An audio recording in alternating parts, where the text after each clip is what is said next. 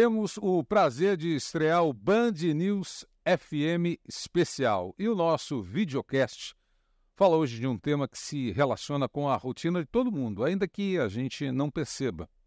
Cooperativismo. Para entrar nesse assunto, vamos antes falar do Sistema S.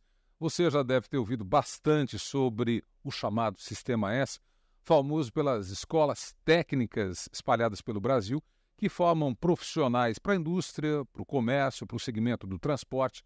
Tem o S de Senai, de Senac, SEST, Senat, mas também tem o S de Sescop, o Serviço Nacional de Aprendizagem do Cooperativismo. O Brasil tem cooperativas em grandes segmentos da nossa economia. Trabalho, bens e serviços, crédito, assistência médica, transporte, infraestrutura e agro, por exemplo. No agro, mais da metade da produção nacional vem das cooperativas. Você sabia? Para ser mais preciso, 54% de tudo que o Brasil produz no campo vem das cooperativas agropecuárias. Temos em todo o país 6 mil cooperativas, das quais 460 ficam aqui no estado do Rio. O que produzimos nas cooperativas fluminenses? O que justifica cooperar e não empreender sozinho? Com quem a gente aprende a doutrina cooperativista? Há prós e contras de se produzir num ambiente onde todos são donos do negócio, fatiando os benefícios de forma proporcional à entrega. Quais são os prós? E como mitigar os contras? Cooperar é para mim? São perguntas que vamos fazer para os nossos convidados de hoje. Recebemos nos estúdios da Band News FM o presidente da OCB-RJ, a Organização das Cooperativas do Estado do Rio de Janeiro, que preside ainda o Sescop-RJ, Vinícius Mesquita. Seja bem-vindo. Bom, obrigado, agradeço. Uma honra, Vinícius. Seja bem-vindo. E anuncio também a presença do superintendente da OCB-RJ, o Abdul Nasser. Abdul, prazer, seja bem-vindo para o nosso papo aí sobre cooperativismo. Bem, meu. Bom, vamos começar aqui pelo beabá do cooperativismo. Obviamente, antes de produzir um roteiro como esse, a gente teve encontro prévio para entender o que é essa história. E aprendi nesse encontro prévio aquilo que não tinha aprendido ao longo de uma vida inteira sobre cooperativismo. Então vamos dividir com os nossos ouvintes, os nossos internautas. Primeira pergunta é o seguinte: o que me leva como empreendedor a buscar outros empreendedores para criar e desenvolver o meu negócio? Pergunta para os dois. Não é melhor empreender sozinho? Olha, começando aqui, Abdul, rapidinho. Acho que empreender sozinho você tem um grande desafio. Você tem que ser tudo dentro desse negócio. Tem que ser o contador, você tem que ser o administrador, você tem que ser o financeiro. O que o cooperativismo faz é unir pessoas que têm diferentes habilidades e essas diferentes habilidades ser aplicadas em cada atividade desse negócio para que o sucesso seja mais consolidado, seja mais fácil de ser alcançado. Não é fácil, como qualquer empreendimento. Muitas vezes as pessoas estão aprendendo a lidar com a administração de um negócio e eles têm uma habilidade em outra, vamos dizer, uma cooperativa de taxistas. Sim. São motoristas que se reúnem para vender coletivamente o serviço de transporte individual. E aí precisa vender esse transporte para as empresas, precisa tratar da tecnologia que vai fazer a chamada da corrida. Então, tem que se aprender também a lidar com esse negócio. Mas eu acho que é um caminho de menor risco, porque você consegue ali colocar pessoas que têm a maior habilidade numa demanda ou na outra em outros locais, e isso mitiga o risco aí, e eu acho que a capacidade de, coletivamente, você ter sucesso no empreendimento aumenta bastante. Abdul, deixa eu te fazer uma pergunta sobre o conceito do cooperado. O cooperado, ele é um empreendedor? E se sim, uma cooperativa é um conjunto de empreendedores? A gente hoje fala muito sobre empreendedorismo cooperativo, né? A forma de empreender por meio de cooperativas. Se o cooperado é ou não um empreendedor, vai depender muito do perfil dele, porque a gente precisa entender o que é um empreendedor, né? A palavra empreender, o conceito de empreendedor mesmo. Empreender, né? A palavra tem uma estrutura que é de agarrar, e empreender, de mergulhar. Você mergulha para agarrar, no caso, uma oportunidade de resolver um problema, em troca de ou, no caso das cooperativas, deixar de ter um custo, ter acesso a alguma coisa ou gerar renda. Porque um ponto já que diferencia as cooperativas da empresa é que elas muitas vezes podem ser voltadas para dentro, ou seja, para atender a necessidade exclusiva do próprio sócio e não do mercado em geral. Por exemplo, assim, para entender. A gente fala muito assim, tem cooperativas, 7 ramos de cooperativismo, né? Transporte, saúde, crédito, agro. Mas, na verdade, na essência, você tem 3. 3. Na essência, quando a gente analisa a operação, você tem 3. Você tem as cooperativas em que você é sócio e consumidor. Já dou o exemplo de todas elas. Uma dualidade ainda. Tem o exemplo, tem a cooperativa que você é sócio e trabalhador e que você é sócio e fornecedor. A gente chama de dupla qualidade isso, né? Você, numa cooperativa, você nunca está atrelado ali ao lucro, ao resultado. Você só ganha na cooperativa participando da atividade finalística dela. Se eu sou sócio e trabalhador, eu constituo um empreendimento para que, junto com outros, a gente vá ao mercado levar a nossa força de trabalho, seja ela uma força de trabalho especializada ou não, né? Posso ser uma cooperativa, por exemplo, como gostam os americanos, de house cleaner, de faxineiras, né? Que fazem ali o trabalho conjunto. Isso é de trabalhadores. Trabalhadores. No caso de taxista, o que é?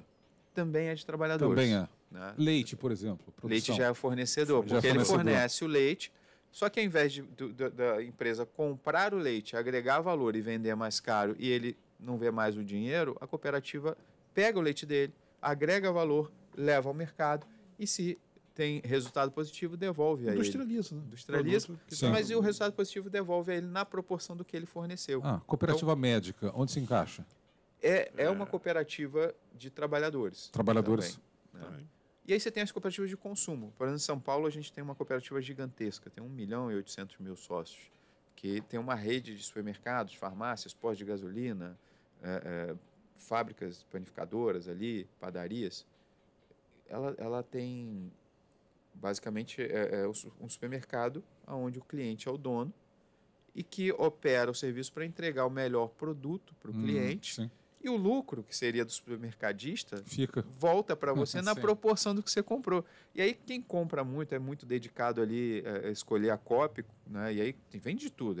Pensa no maior supermercado que você já viu na tua vida. Pensa no maior que você já viu. É desse tamanho. Mais das farmácias. A estrutura é gigantesca. Gigantesca. A diferença é que no finalzinho do ano tu recebe dinheiro de volta, que seria o lucro que o mercado teve sobre você. Você tem uma grande rede de hipermercados que não conseguiu se instalar na região onde está a Coop, porque não conseguiu competir com os preços que a Coop aplica lá na região. Não só pelos preços, mas também pelo retorno. Sim, porque às vezes ali você tem centavos de diferença. Só que no final do ano, se você não tiver nenhuma perda, nada estragou, não teve... Aí retorna o que seria crédito para você consumir lá. Então, tem gente que às vezes recebe 10 mil reais. Imagina, você comprou o ano inteiro, aí chega o supermercado e fala assim, toma aqui mais 10 mil reais para você comprar. Né? Eu fiz essa provocação conceitual para você, Abdu, pelo seguinte... Vinícius, boa parte dos empreendedores no Brasil quebra no primeiro ano. Sim. Uma outra parcela quebra no segundo. Por N fatores, desconhecimento de modelo de negócio. O mesmo acontece com as cooperativas? Olha, num nível bem menor. Justamente porque, primeiro, que não é um empreendimento... É um empreendimento geralmente de maior porte. Você tem mais pessoas. Para você constituir uma cooperativa hoje que não seja do ramo trabalho, você precisa de pelo menos 20 pessoas. E 20 pessoas vão se cotizar recursos para colocar ali para fazer esse negócio ser operacional. Nas de trabalho, você pode começar a partir de 7. Então, assim, geralmente as cooperativas, quando vão iniciar uma ação, elas vão procurar primeiro o Sescop, a OCB, porque primeiro é um modelo de negócio que ninguém conhece. Né? E aí a gente tenta entrar nesse negócio já com a ajuda de preparar esse profissional, a como gerir, preparar para o negócio, trabalhar os riscos, montar modelo de penetração de mercado. Esse é o nosso papel como sistema. Mas como, assim, na prática, como funciona? Com curso, com mentoria? Mentoria. Nós temos desde um curso básico explicando como funciona uma cooperativa, uma pós-graduação em gestão de cooperativas que nós arcamos 100% com custo. Aí o registro da cooperativa é feito na OCB? Na OCB. O registro é lá? Registro. A OCB, na verdade, ela é órgão oficial de registro pela lei 5764 nas cooperativas no Brasil. Ela representa, registra, além de ser órgão consultivo de governo. O governo, quando vai tratar de cooperativismo, ele busca a OACB para tratar da matéria. A OACB, na verdade, é a guardiã da doutrina cooperativista no Brasil. Abdu, na minha aula aí, no meu MBA de cooperativismo que fiz com vocês previamente à nossa gravação, nós estudávamos assim o poder, principalmente na região sul do país, das cooperativas no PIB dos estados. No Paraná, por exemplo, hoje a produção das cooperativas ela representa quantos por cento do PIB? Esse ano vai superar 40% do 40%. PIB. Olha só, de Esse cada ano vai R$ 10 que se produz de bens e serviços ali, 4 vêm de cooperativas. Né? O estado do Rio não tem um histórico tão forte quanto outros estados do sul, por exemplo. Nós estamos hoje na faixa de 2,3, quase, mais ou menos, do nosso PIB. Sim. O ponto é que o estado do Rio ele acaba tendo, vamos dizer assim, um ambiente mais árido para as cooperativas em termos de legislação, apoio, crédito, né? Enquanto outros estados já perceberam os impactos que isso tem para o IDH, para o desenvolvimento local. Né? Uhum. Você tem hoje, em Santa Catarina, pega o Chapecó de exemplo, você tem pleno emprego. Na verdade, falta gente para trabalhar. Se alguém quiser trabalhar, mudar para o sul, vai procurar emprego em Chapecó, que eu garanto que se tiver minimamente dentro dos padrões, você vai conseguir. Na fábrica, o leite em pó, a unidade de empacotamento de leite em pó estava parada porque estava faltando mão de obra. Mão de obra. Lá em Chapecó. Um pouquinho. Uma unidade parada por falta de parcialmente gente. Parada. Parcialmente parada. Você tinha os turnos e ficou entre um turno e outro, faltou mão de obra, teve que parar. Parou parcialmente. Ou seja, tinha produto, tinha necessidade, tinha cliente, não tinha mão de obra. E aí, óbvio, eles estão investindo em mecanização, mas perceba, né, o impacto que isso tem na sociedade local. Por que tem isso? Porque quando você tem lá a distribuição de riqueza, estou falando da Aurora, por exemplo, que fatura aí uns 15 bilhões, às vezes mais, que distribui para 100 mil famílias. Essas famílias compram naquela cidade, constroem naquela cidade, abrem outros negócios naquela cidade, e isso vai alimentando a economia. O problema do Rio de Janeiro, por exemplo, que a gente tem um movimento que a gente chama de Rio Mascope, que a gente quer mudar o Rio de Janeiro para melhor através do cooperativismo, não é falta de dinheiro. A gente é o segundo maior PIB do país, com todos os nossos problemas. A gente tem um monte de problemas. É distribuição? É distribuição. E a prova disso está no próprio Rio. Né? Quando a gente pega Macuco de exemplo, o maior IDH do Rio é uma cidade de 5 mil habitantes, que tem um PIB de 300 milhões de reais aproximadamente, dos quais 205 esse ano foi de uma cooperativa, que é a Cooperativa de Leite de Macuco. Mas deixa eu entender. De novo você fala de IDH. Eu queria, para o nosso ouvinte, para o nosso internauta, deixar bastante claro essa diferença no mindset, na cultura. Para resumir diretamente, o cooperativismo ele tem uma questão muito simples. Ele fixa a renda na mão de quem produziu a renda e no local onde a renda foi produzida. É isso. Quem trabalhou, quem gerou aquela riqueza no cooperativismo vai ficar com a maior parte daquela riqueza. Você concentra menos e, portanto, você tem impacto direto em IDH. Exato. Isso. Porque as pessoas vão ter acesso a mais recursos, a renda ela é distribuída. Né? Você pega, para comparar ali, você pega uma grande SA que fatura os mesmos 15 bi, não vai distribuir para 100 mil famílias. Você vai ter 5, 6 famílias que ficam com a maior parcela, umas migalhas que caem ali da mesa para os investidores que acham que fiz 1 milhão, mas de 1 milhão para 1 bilhão tem um abismo. Né? E a diferença básica é o seguinte, quem participa ali da economia, no caso de uma cooperativa, vai necessariamente movimentar o dinheiro. Quem fatura 1 bilhão num processo de participação de uma empresa, nada contra, é importante para a nossa economia, mas o ponto de vista dos efeitos mesmo. Vai pegar esse dinheiro, provavelmente vai aplicar no exterior, vai ficar rendendo lá ou vai aplicar em outras ações que, no final das contas, não gera uma movimentação econômica local, né, que vai impactar no desenvolvimento local. Pessoas que vão investir, atrair novos investidores, novos negócios para essas cidades. Grande parte do desenvolvimento que a gente tem no campo hoje, no agronegócio, é muito por causa do modelo cooperativista. A riqueza está ficando no campo porque as pessoas são ligadas a cooperativas e não estão entregando para um terceiro que vai efetivamente colocar um percentual maior na venda desse produto para o exterior. Sim. Mesmo quando a cooperativa não vai bem, vamos colocar assim, ainda assim ela regula mercado. Então, por aqui, vamos dizer, ela não é maravilhosa em relação a um concorrente que está pagando a mesma coisa.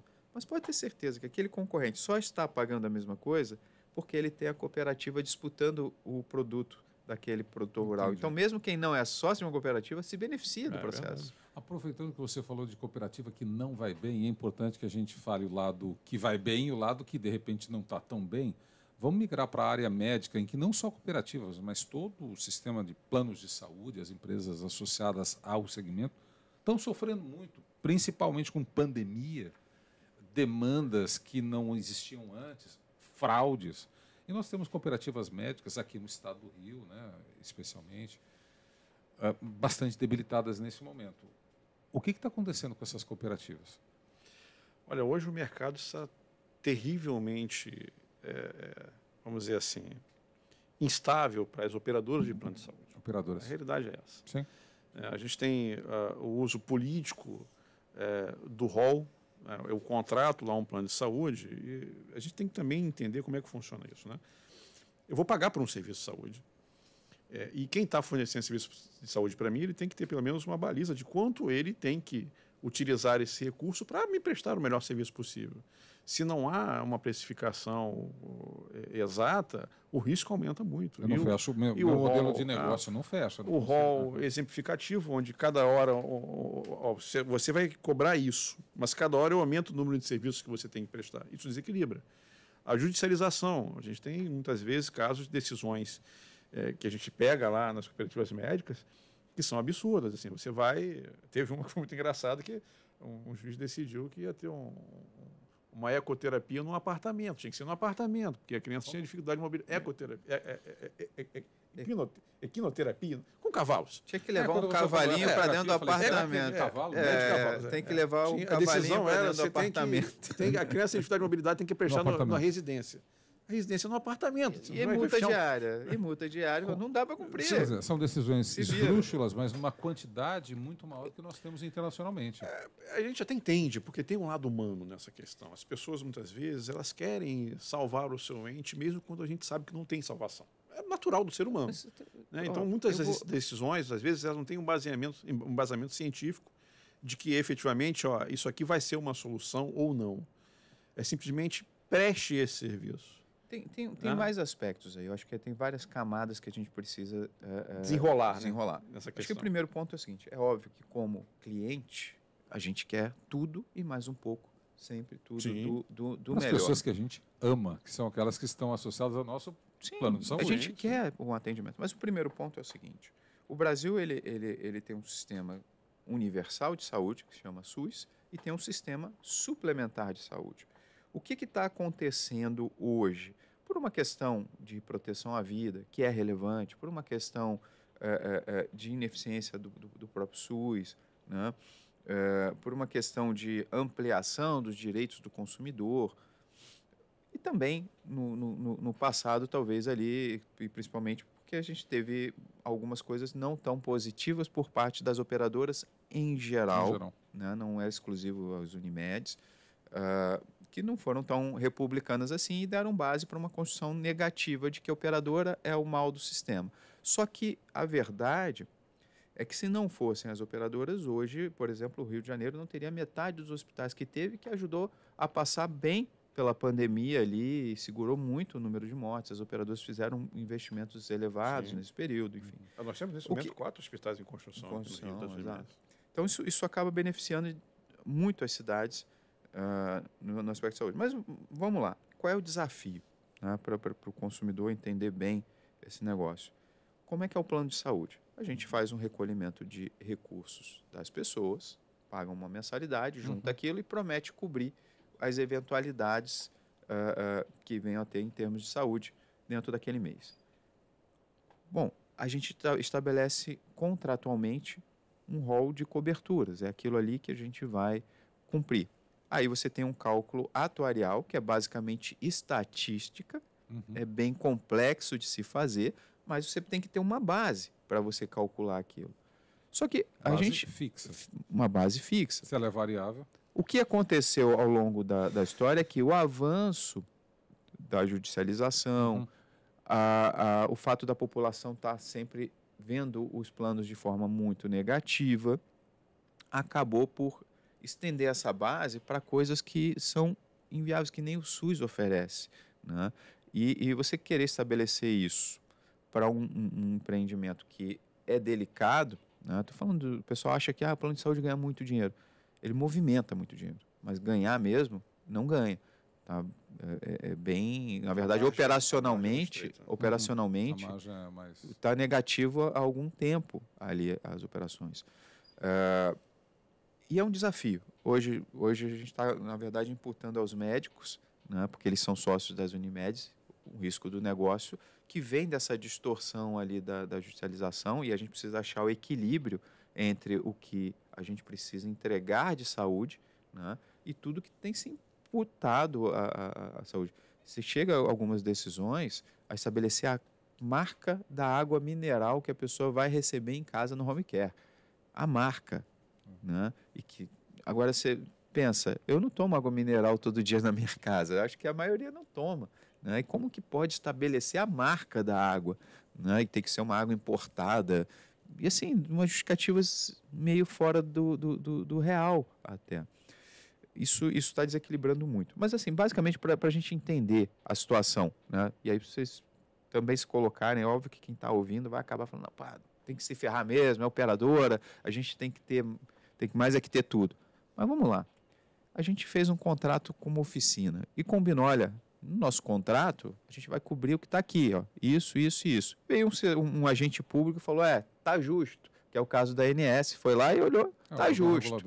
Né, um órgão regulador. Então, não foi um contrato leonino feito de qualquer jeito. Um contrato que teve uma regulação que protege ali as partes. Mas ok. Aí o cara faz a conta da oficinazinha lá e eu vou começar. Daqui eu consigo. Se eu tiver aqui um pico e tal, no ano eu consigo equilibrar e vai sobrar uma coisinha para mim. O que aconteceu?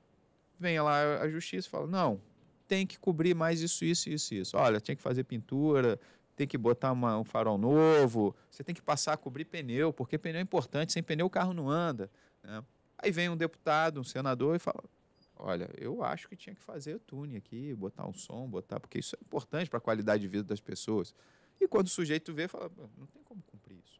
E eu vou ser bem sincero, boa parte das Unimedes, hoje a discussão que a gente tem é de que as cooperativas precisam investir em outras áreas na saúde, talvez para tornar o plano de saúde um menor negócio, e algumas delas até querem abandonar este negócio da saúde. Né? A gente fala muito da Unimed, mas a Amil, quando a gente olha os números, está muito pior que a Unimed Rio. Isso não é divulgado pela mídia. Por quê? Porque a Unimed acaba tendo impacto também nos médicos. Né? A Amil, nesse caso, tem lá, fica segurando a informação, mas ela está financeiramente muito pior. A saúde, no geral, está pior. Se a gente não achar um ponto de equilíbrio, parar de bater só nas operadoras e buscar um equilíbrio, isso vai ser ruim para todo o país, porque se esse sistema acaba e todo mundo vai para o SUS, imagina o impacto que isso tem para o Brasil, no geral. Não tem suporte. Não tem suporte. Não tem. Agora, você falava sobre a questão de gerenciamento do negócio. O cooperado, ele tem que tomar conta da lojinha, porque ele é um dos donos da lojinha. Tratado como sócio, com suas responsabilidades estatutárias, inclusive, com sua dualidade cliente-sócio, enfim. O cooperado no estado do Rio, ele tem essa atitude proativa de tomar conta da lojinha? Olha, a gente está falando de cooperativismo é gente, resumidamente, né? E gente tem de tudo. Tem aquele que ajuda, que toma conta, que participa, tem aquele que não está nem aí para nada, né? Mas, em geral, assim, e aí eu acho que é onde entra o Sescop, a gente tentar formar essa pessoa para lidar com as cooperativas. Porque nós fomos educados a competir, não a cooperar. E a gente tem que aprender a viver nesse novo modelo econômico. E entender que o sucesso se dá no acompanhamento do dia a dia desse negócio, em eu não competir, eu como cooperado, com esse negócio também. Né? Se eu sou um taxista que estou numa cooperativa, se eu começar a usar o aplicativo, eu estou tirando corrida da cooperativa. E não presto atenção, na realidade, que esse aplicativo vai levar 25% da minha corrida. Porque é a lógica do mercado. Né? O imediatismo leva a algumas decisões que acabam fragilizando a cooperativa e fragilizando o mercado como um todo. Né? Então, assim, o que a gente precisa, na verdade, é entender como cooperativado que o sucesso ou o fracasso depende da atitude desse grupo em estar vinculado a esse negócio e trabalhar para que ele cresça e fiscalizar para que ele não tenha problemas. É um desafio. Isso, É um desafio. Tem um ponto importante. Oi, Abdu. O Sescop, ele nasce no âmbito de um processo, uma espécie de refis chamado Recop. Sim. Ou seja, as cooperativas elas vinham de um processo de má gestão, de uma gestão desestruturada, sem governança, e estavam muitas delas no Brasil todo quebrando. E aí criaram um refis específico, identificaram que esse era o problema e criaram o Sescop dentro do âmbito desse Recop. Em que ano foi isso? 1998. Ou seja, é 98. o irmão... 98 é o Recop, É o Recop, 99 é o é o Sescop. Sescop. Então é o irmão caçula do Sistema S. Sim, é um dos mais novos, é um dos menores, é o menor do Rio hoje. Só para complementar sempre, porque nós temos um desafio, foi o que eu falei antes aqui. São trabalhadores que se juntam para tocar um negócio e muitas vezes esse trabalhador ele não está habituado a ser o gestor desse negócio. Gestor. Ele sabe operar, ele sabe executar, mas ele não sabe gerir. Não, o Sescop fez uma transformação, uma revolução no cooperativismo no Brasil. Porque foi quando nós tivemos a oportunidade, efetivamente, de formar esse empreendedor, formar esse cooperativado que vai tocar o negócio, que vai estar à frente das instituições. E tem sido um sucesso, a gente tem visto os números crescendo ano a ano. O cooperativismo tem crescido e tanto em volume financeiro quanto em nascimento de novas cooperativas. Só um paralelo antes de passar a palavra para o Abdu. Aquilo que se aprende de pequeno e microempresa no Sebrae, por exemplo, é o que eu vou aprender sobre cooperativismo no Sescop. Sescop. É Tá e correto? não é. É e não é. O que é e o não que não é? Vamos lá. Tem seus desafios entender a lógica, né, do processo. E é aí que o Sescop entra, e é aí que há a importância dele, né, para desenvolver as pesquisas. A gente tem trabalhado muito nisso também. O gerente de uma cooperativa de crédito não pode ter a mesma lógica de um gerente de banco. Por quê? O gerente do banco, ele quer aumentar o lucro do banco. Então, ele vai te empurrar um título de capitalização sabendo que aquilo é um mau negócio para você. A diferença é que quando eu faço uma operação para o sócio de uma cooperativa, eu tenho que lembrar que esse cara é o dono. Que esse cara vai estar lá na Assembleia, depois para reclamar, é outro. Né? E o interesse é outro. Ao mesmo tempo que o negócio tem que se equilibrar, tem que ser competitivo, porque também está no mercado e também o sócio muitas vezes não é fiel, não entende. Ele faz a conta do imediato, né? Que, não, peraí, o banco me deu menos aqui, eu vou no banco. Né? No todo, talvez ele não faça essa conta. Então, o meu empréstimo aqui saiu mais barato, eu vou para o banco. Aí leva tudo para o banco. Só que no todo ele não faz a conta. Na cooperativa, ele precisa, o gerente, o presidente, ele precisa entender que ele não pode adotar a mesma estratégia do banco, senão ele vai estar explorando o dono. Né? Esse é o desafio. E aí as pessoas são formadas dentro da lógica do modelo do capital. Da exploração ali, da busca do lucro, né? Dentro do padrão. Não vou nem entrar nesse mérito se é feio, se é bonito. É o padrão. É o padrão. O fato é que a gente precisa educar esse povo de novo, falar assim, tá vendo essa operação aqui, esse empréstimo? Você tem que dar o teu jeito dele ser competitivo, tem que dar o teu jeito dele dar resultado positivo para a cooperativa, porque ninguém quer pagar resultado negativo, ainda que você pague mais barato lá nos juros, depois você receber uma conta ruim lá para pagar uma diferença, ainda que fique na soma mais barato que o banco, você vai reclamar. Então, tem que ser equilibrado e eu tenho que atuar mais como um consultor daquele cooperado do que como alguém que está vendendo alguma coisa para ele. Né? E aí é o desafio, não é a mesma lógica. O gestor de uma cooperativa ele não pode vir com a lógica de um empreendedor padrão. Eu tenho que explorar o meu cliente, porque o meu cliente é o dono. Esse é o desafio. Olha. Tem uma vantagem nas cooperativas de crédito. Por favor.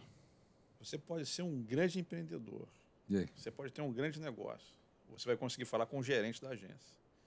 Na cooperativa, você consegue falar até com o presidente do banco, que é o presidente da cooperativa. Inclusive, você tem até o direito de ser presidente da cooperativa. Isso que eu ia te falar. Inclusive, você tem o direito de ser eleito, né? Eu acho que é isso que mais vale no cooperativismo de crédito hoje, é relacionamento.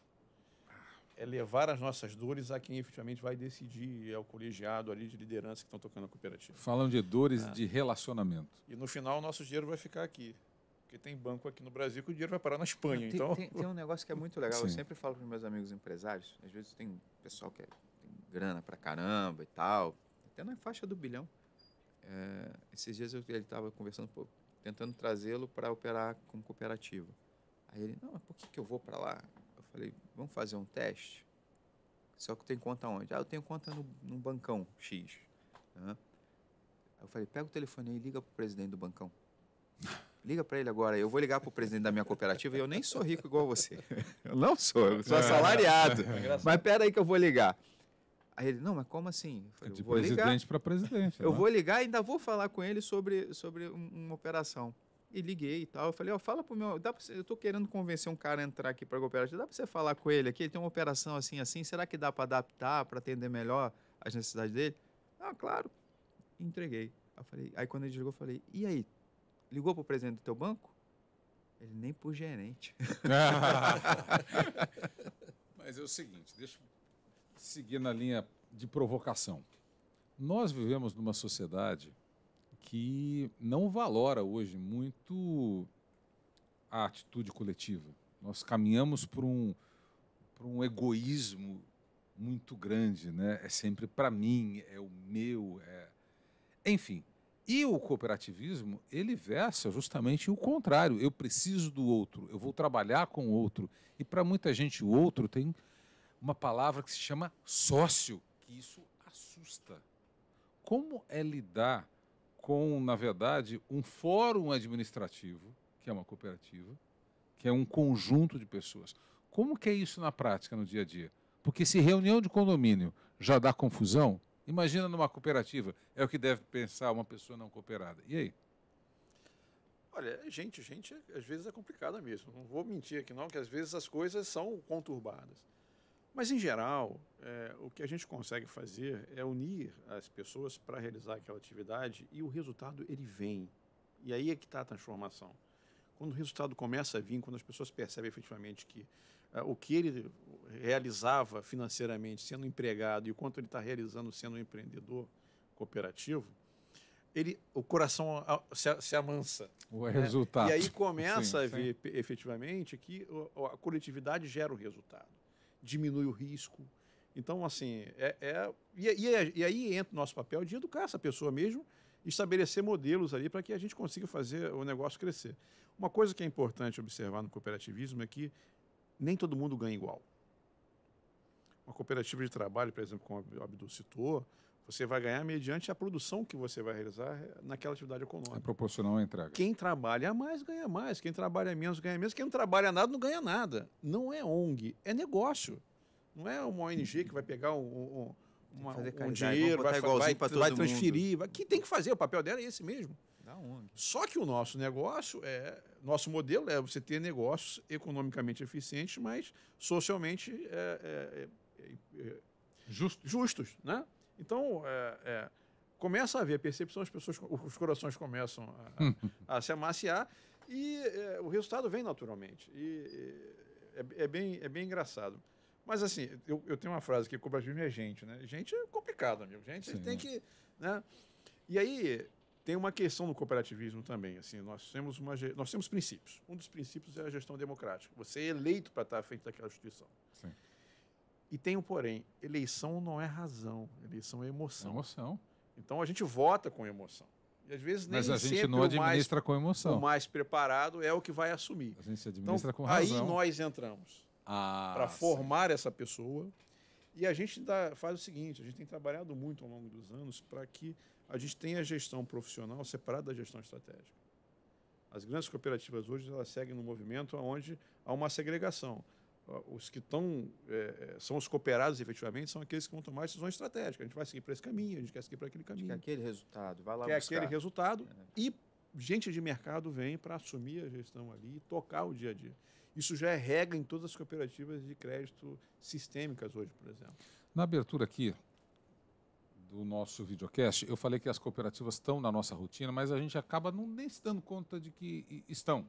A gente não se dá conta de que o leite que a gente consome no café da manhã veio de uma cooperativa, o queijo também e mais outras coisas mais.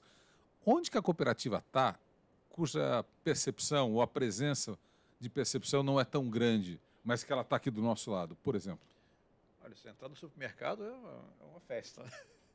Porque, assim, a grande maioria dos produtos que estão ali são vinculados, de certa forma, a uma cooperativa. A grande maioria?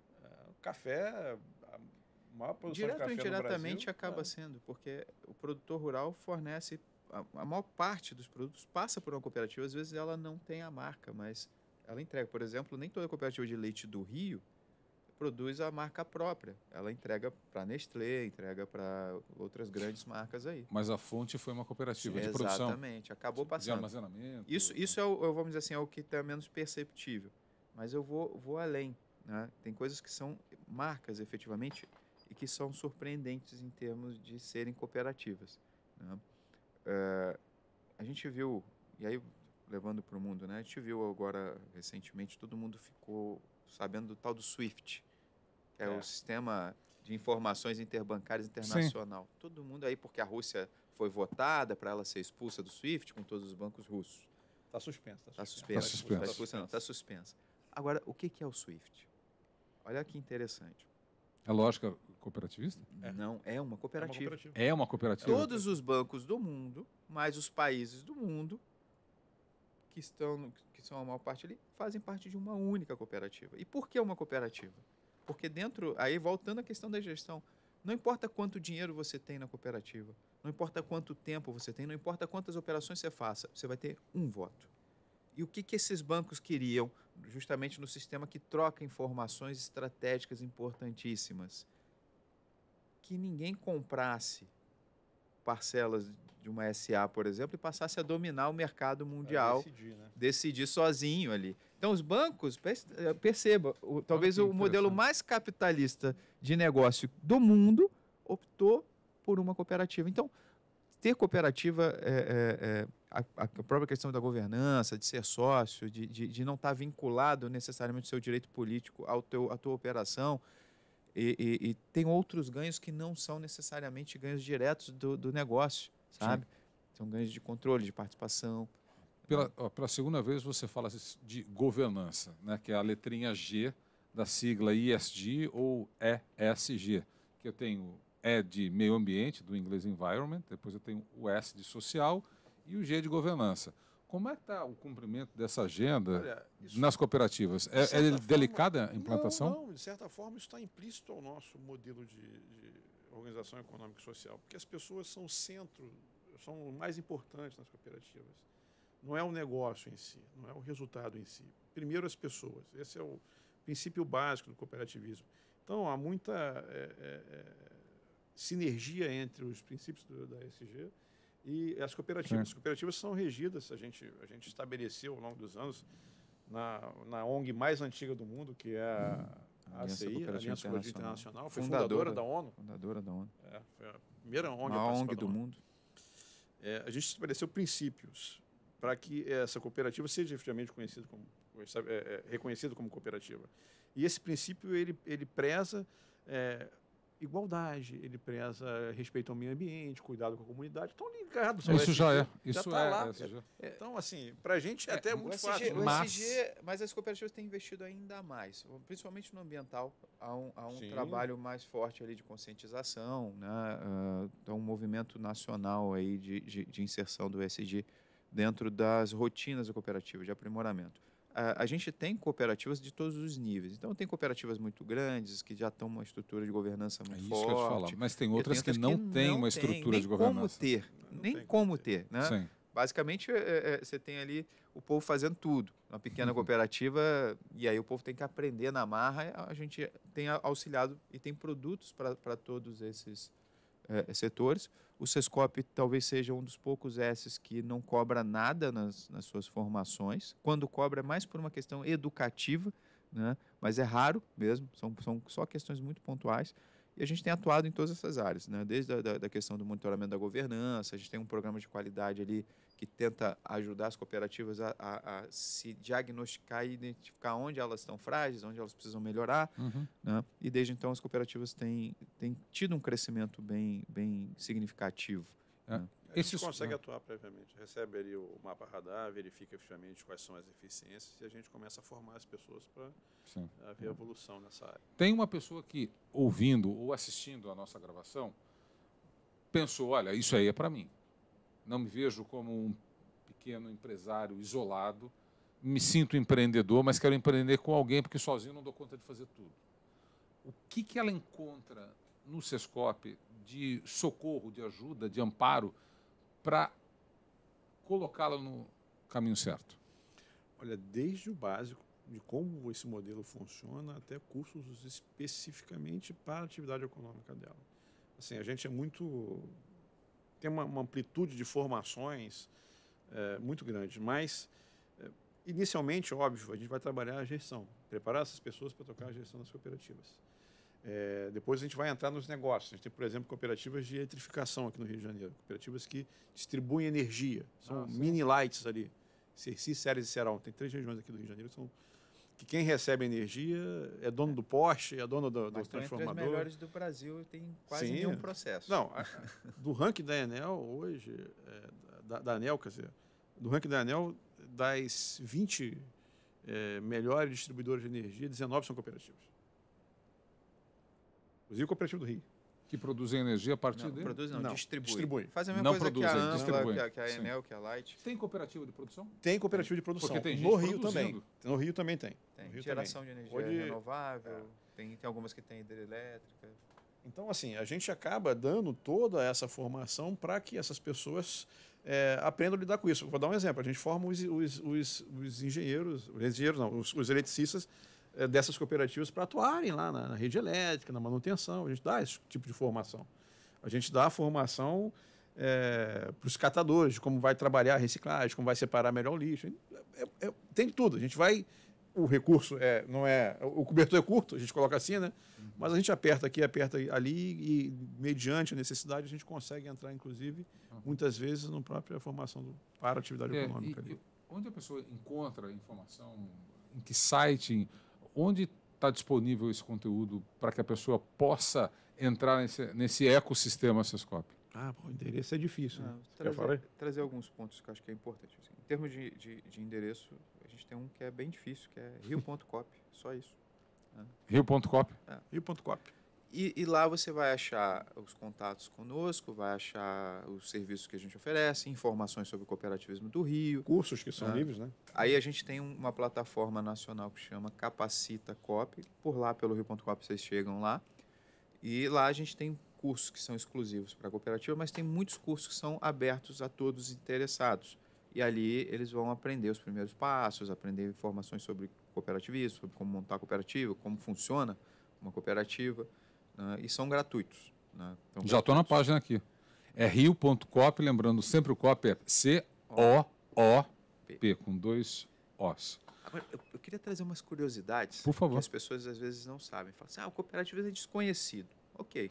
Sabe quantas pessoas no Brasil fazem parte de uma cooperativa? Sem ideia. 19 milhões. E a gente quer chegar a 30 milhões de pessoas até 2027. 19 milhões de pessoas. Em alguns estados, mais de 50% da população faz parte de uma cooperativa. O caso de Santa Catarina, por exemplo, que tem 3 milhões e 600 de 7 milhões e alguma coisa. Cara, então não é tão pouco conhecido como se pensa aqui. Mas é que as pessoas, às vezes, não divulgam tanto. E aí, por quê? Eu vou trazer mais alguns dados interessantes. No mundo, 1 em cada 7 pessoas faz parte de uma cooperativa. E esse número pode ser até maior, porque nem todos os países têm uma informação centralizada como o Brasil. Né? E você vai encontrar cooperativismo nos Estados Unidos, forte, muito grande, e na China. Você vai pegar, ou em Cuba. O país comunista, o país capitalista, você pega o mais extremo, em todos eles você vai ter, né, cooperativismo. A gente até conversava antes aqui, a gente tem um país aqui do lado que foi um ensaio de tentativa de uma república cooperativa. As pessoas às vezes ignoram, mas a Guiana inglesa chama República Cooperativa da Guiana. Dá um Google lá, vai lá, pega a Constituição, dá uma olhadinha que você vai ver que tem um país que tentou ter o cooperativismo como sistema econômico principal. Os principais bancos da Europa hoje são cooperativas. O 70... cooperativismo foi essencial na reconstrução da Europa pós-guerra. 70% das agências bancárias da França são cooperativas. O maior banco da França é uma cooperativa, o maior banco da Alemanha é uma cooperativa, o maior banco da Holanda, Rabobank, é uma cooperativa. Então, a gente está aí, só que não está prestando atenção. As maiores cooperativas... O maior produtor de açúcar do mundo é uma cooperativa. E as maiores cooperativas... E aí Brasil, tem um ponto... Brasileiro. E aí tem um ponto interessante. A gente fala assim, a cooperativa é para quem? É para quem quer trabalhar por ela? Não. Tem uma cooperativa para todo mundo. Em alguma necessidade da sua vida, você pode querer não ser explorado por alguém e organizar isso. Ou simplesmente querer ter o acesso. Como a gente falou, lá o caso do SWIFT. os bancos não queriam ninguém mandando eles, queriam democraticamente decidir o processo. Tanto é que a suspensão da Rússia teve que passar por um processo de votação, né? Porque foi muito grave. Ok, mas, por exemplo, as maiores cooperativas do mundo são da área de seguros. Hoje, como é que funciona o mercado securitário no Brasil, né? Eu, por exemplo, como o Vinícius diz, eu gosto dos carros exóticos. Eu geralmente procuro um carro que ninguém quer, que é ruim de vender, mas também que tem menos índice de roubo. Não vai dizer que tem cooperativa de interessados, aficionados por carros exóticos. Mas pode ter. Eu acho que ele está interessado em... Mas eu compro aqueles carros que são diferentes. São diferentes ali do padrão, que você chega para fazer vistoria, o cara olha assim, que carro é esse? É esse que eu compro, né? Por quê? Porque é uma questão de segurança, enfim. Agora, o meu carro, por exemplo, quando eu vou a uma seguradora, o que a seguradora fala para mim? Se o carro custa R$80 mil, mas para eu fazer o seguro dele é 50. Ou seja, o que ela está me dizendo? Eu não quero o teu carro. Eu não te quero aqui. Ok.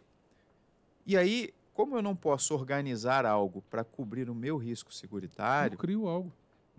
Esse é o ponto. Eu não posso fazer no Brasil porque há uma reserva de mercado. Então, basicamente, o que a seguradora diz?